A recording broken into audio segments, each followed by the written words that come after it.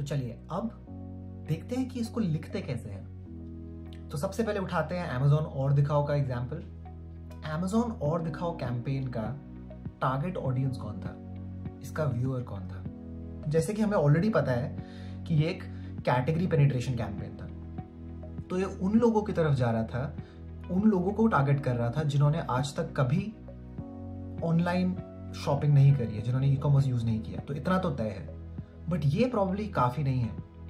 अगर आप उस एड को देखें, बार बार देखें, आप देखेंगे कि वो पूरी एड, उसकी स्क्रिप्ट बाय स्क्रिप्ट, उसमें बहुत सारी छोटी छोटी छोटी स्टोरीज हैं। सारी स्टोरीज बार बार ये दिखाने की कोशिश कर रही है कि हम इंडियंस को चॉइसेस चाहिए।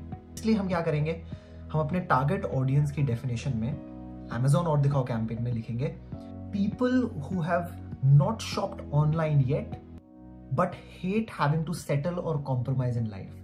वो लोग जिन्होंने आज तक ऑनलाइन शॉपिंग नहीं करी है और उन्हें दे हेट इट, ये उनकी साइकोग्राफिक अंडरस्टैंडिंग भी हम दे रहे हैं, उनके बारे में कुछ बताने की कोशिश कर रहे हैं कि ये उन लोगों के लिए ये सबसे ज्यादा बढ़िया कैंपेन है। उन लोगों को ये डिलाइट करेगा जिन्हें बिल्कुल भी चॉइसेस उनके पास ना हो तो उन्हें बिल्कुल अच्छा नहीं लगता। उनको दे हेट सेटलिंग और कॉम्प्रोमाइजिंग इन लाइफ। उनको चाहिए कि बहुत सारे भैया और दिखाओ और दिखाओ। कैंपेन का नाम भी इसलिए और दिखाओ था, तो इसलिए हमारा होगा ये टारगेट ऑडियंस। एक और एग्जांपल देखते हैं।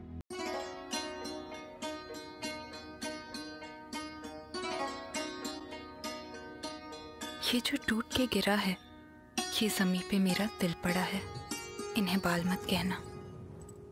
जो ये आंखों के आगे हैं, ये तो प्यार के धागे हैं।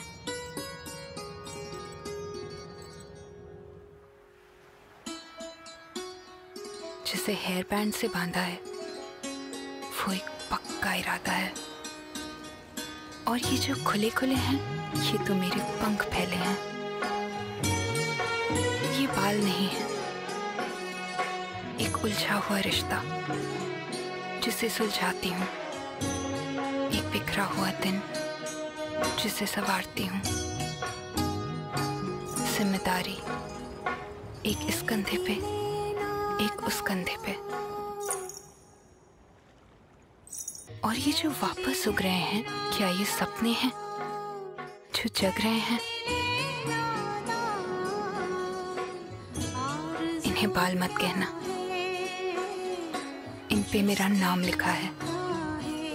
ये बाल नहीं है, ये मैं हूं। पैराशूट एडवांस्ड, क्योंकि मेरे बाल मेरी जान है। होपफुली आपने पैराशूट का कैंपेन देखा, ब्यूटीफुल कैंपेन। एक बार टारगेट ऑडियंस बताने से पहले इसका बिजनेस ऑब्जेक्टिव के बारे में सोच लेते हैं। क्या ये कैटेगरी पेनिट्रेशन कैंपेन था? नहीं। पहले तो ऑयल कैटेगरी है, ऑयल प्रीटी मच इंडिया में सब यूज करते हैं। कोई कोशिश नहीं करेगा कि अब ऑयल को और लोगों तक पहुंचाने की कोशिश करें। Already category pretty much 100% penetration हो गई इस कैटेगरी की, तो कैटेगरी पेनिट्रेशन कैंपेन नहीं था। ऐसी कोई एजुकेशन भी नहीं हो रही इसमें। क्या ये ब्रांड पेनिट्रेशन कैंपेन था? नहीं। इसमें कोई ऐसा बहुत क्लियर कंपेलिंग रीजन भी नहीं दिया जा रहा था कि मैं इसको यूज करूं पैराशूट को वाटिका के ऊपर या किसी और आंवला ऑयल के ऊपर, तो ये ब्रांड पेनिट्रेशन भी नहीं था। क्या इसमें को आप कोई नई ओकेजन दिखी? नहीं, कोई नई ओकेजन नहीं थी। तो ये frequency by building new occasion भी नहीं था। क्या इसमें average rate of consumption increase किया जा रहा था? नहीं, ऐसा भी कुछ नहीं था। ये कैंपेन एक इमोशनल कैंपेन था। एंड मे बी आप लोगों ने, कुछ लोगों ने सही गैस किया, ये कैंपेन एक लॉयल्टी कैंपेन था। जब एक बड़ा ब्रांड इतना इमोशनल कैंपेन बनाए, तो ये कैंपेन कोशिश कर रहा था कि उन लोगों को जो कि फ्लर्ट करते हैं दूसरे ब्रांड्स के साथ, मे बी कुछ चीपर ऑयल्स हैं उनके साथ फ्लर्ट कर रहे हैं, उनको हटा के हम शेयर ऑफ ओकेजन बढ़ाएं और अपनी लॉयल्टी बढ़ाएं। ये था इसका बिजनेस ऑब्जेक्टिव।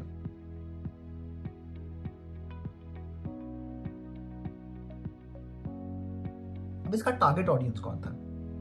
आप देख सकते हैं कि इसमें जो लोग दिखाए गए हैं, all of those would fall in somewhere around the age group of 18 to 35। वो एज ग्रुप जिसमें आपकी अभी आदतें बन रही हैं probably. 18 to 35, 18 to 40, middle class women, बहुत ही एलीट लोग नहीं दिखाए गए, मिडिल क्लास वुमेन। ये तो इंपॉर्टेंट है लिखना।